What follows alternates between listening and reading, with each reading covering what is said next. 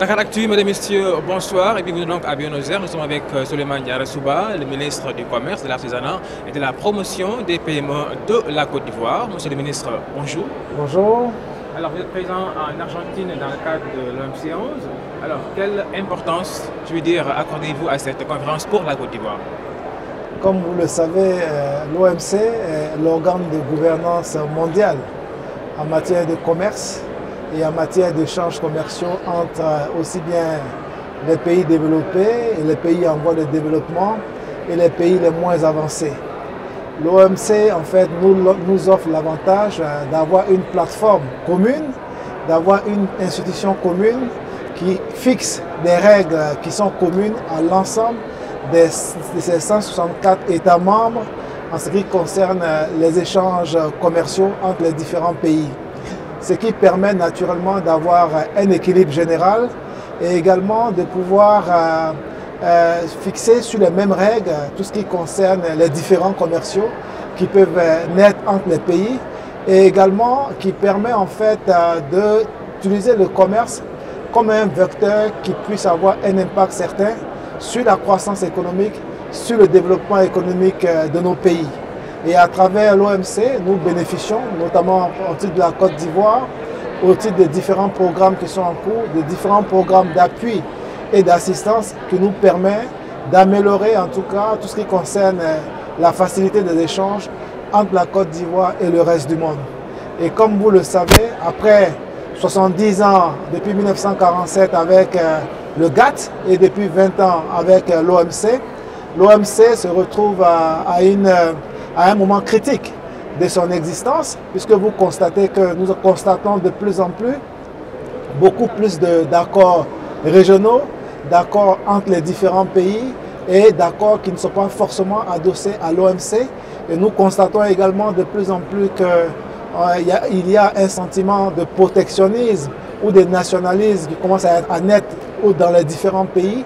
Donc ce sont des questions en fait qui font l'actualité à tout moment et il est bon que l'OMC puisse se poser les bonnes questions pour que elle puisse en tout cas prendre des mesures afin que l'ensemble de ces 64 membres continuent d'y adhérer, continuent d'y jouer pleinement leur rôle afin que le développement commercial de l'ensemble des pays puisse aller crescendo et pour que tout ceci puisse profiter aux populations africaines et notamment à celles de la Côte d'Ivoire. Les négociations tournent essentiellement autour également du e-commerce, autour de l'agriculture. Aujourd'hui, comment votre pays compte-t-il défendre, disons, le secteur du coton? Comme vous le savez, la Côte d'Ivoire est un pays agricole. L'agriculture représente au titre du secteur primaire environ plus de 21,4% du PIB. Et donc la Côte d'Ivoire est un pays exportateur de différents produits, dont le cacao, l'anacarde, le café et le coton. Et au titre de la campagne 2016, la Côte d'Ivoire a mis sur le marché environ 320 000 tonnes de coton, ce qui fait de notre pays en fait un acteur parmi les 4 premiers acteurs en matière de coton au niveau de l'Afrique subsaharienne. Donc notre position en la matière est connue. Nous souhaitons que tout ce qui est subvention interne liée au coton puisse être supprimé. Et cette position, nous l'avons exprimée à diverses tribunes au cours de ces échanges, afin que les règles de compétitivité soient saines, afin qu'il n'y ait pas de distorsion dans les échanges commerciaux pour ce qui concerne le coton et les autres produits agricoles de base. Il en est de même pour ce qui concerne la pêche, où nous souhaitons que tout ce qui concerne les subventions qui sont liées à la pêche non réglementée également puissent être supprimées pour que la concurrence également soit effective. Pour ce qui concerne le e-commerce, nous sommes partisans de l'évaluation du programme de travail, afin que cette évaluation soit refaite. Comme vous le savez, le programme de travail portant sur le e-commerce a été adopté depuis 1998. Donc il y a eu des évolutions au niveau de l'environnement.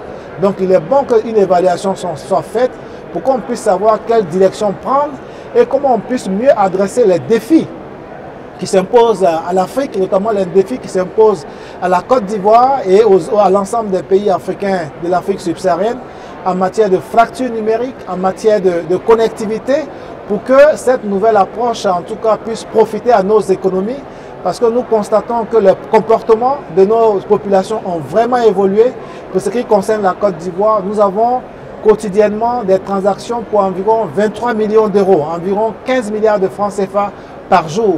Et tout ce qui concerne le e-commerce est une activité qui est quotidienne au niveau de nos populations. Donc il est bon que cette activité soit réévaluée dans le cadre d'un nouveau programme de travail.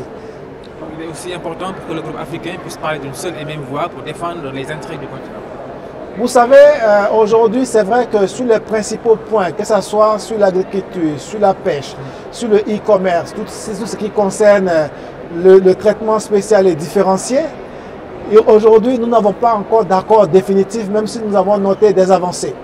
Et il est bon de noter qu'au niveau du groupe africain, il y a encore quelques divergences, mais les négociations se poursuivent. Et nous espérons qu'au sorti, en tout cas, de cette conférence de Buenos Aires, nous aurions avancé sur des points majeurs, qu'il y ait quelques accords qui puissent être obtenus ici et là, notamment au niveau de l'agriculture et de la pêche, et certainement au niveau du e-commerce. Mais il faut noter que la vie du commerce international ne va pas s'arrêter à Buenos Aires. Il faut préparer également l'après Buenos Aires pour que les échanges puissent se poursuivre afin que les règles du commerce international puissent en tout cas s'imposer à tous et pour que en fait l'OMC également qui je pense sur la base des propositions qui ont été faites doit également faire son introspection, doit également peut-être pouvoir faire sa mue pour s'adapter aux réalités de nos pays afin qu'elle puisse migrer d'une institution des États vers une institution des entreprises et des populations afin que son impact soit visible en tout cas sur le développement économique et social de nos pays, afin que cette croissance que nous recherchons, qui est visible dans nos pays, pour un pays comme la Côte d'Ivoire, nous avons en moyenne 9% de taux de croissance, mais que cette croissance via le commerce soit inclusive et qu'elle profite à améliorer en tout cas les revenus des populations au niveau de nos différents pays et que le commerce soit véritablement un vecteur de croissance et de prospérité. Merci, monsieur le ministre. Je vous remercie. Nous recevions donc Souleymane Diarra Souba, le ministre du Commerce, de l'Artisanat et de la Promotion des PME de la Côte d'Ivoire. Merci beaucoup.